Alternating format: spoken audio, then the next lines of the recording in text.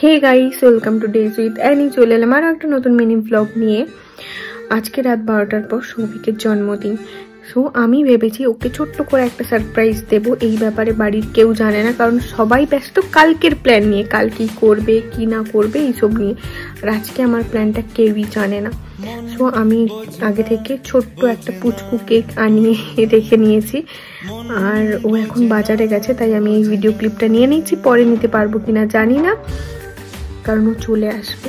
So আমি তোমাদের সঙ্গে রাত 12টার পর বাকিটা শেয়ার করছি। এখন বাজে 11:33 আর মাত্র 30 মিনিট পর সেলিব্রেট।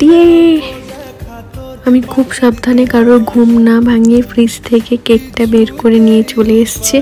এবার চলো কেকটাকে একটা প্লেটের মধ্যে সাজিয়ে নেওয়া যাক। তাড়াতাড়ি করে আমি প্লেটটা ধুয়ে খুব ভালোভাবে সাজিয়ে নিলাম। এবার আমি ওই স্পার্কেলটা ওর মধ্যে দিয়ে দিলাম। এখনও ও কিছুই জানে না এখনো পর্যন্ত। দাঁড়াও, তোমাদেরকে দেখাচ্ছি ও কি করছে এখন। দেখো, আমি চুপি চুপি গেলাম, ফোনটা নিয়ে দেখলাম দরজাটা খোলা আছে, ও এখন গেম খেলছে। তো আমি তাড়াতাড়ি করে বাকি কাজটা করবো বলে চলে গেলাম। ওয়েট করছিলাম কখন 12টা বাজে, তো এখন বাজে 59। তাই আমি এখন স্পার্কেলটা জ্বালিয়ে যাবো। চলো একটু মিস করা যাক। Happy birthday to you, happy birthday. Light on করো। যা, বন্ধই হয়ে গেল। Happy birthday.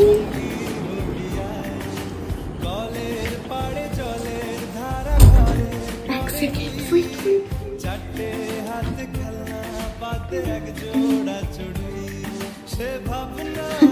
একটু তাড়াতাড়ি করে ফেলেছি।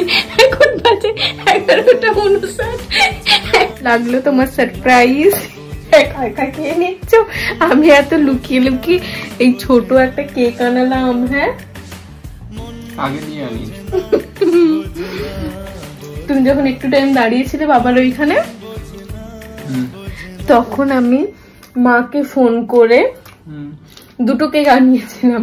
বাবা বলছি তাতে কি আছে? আমি বললাম কেক। বলছে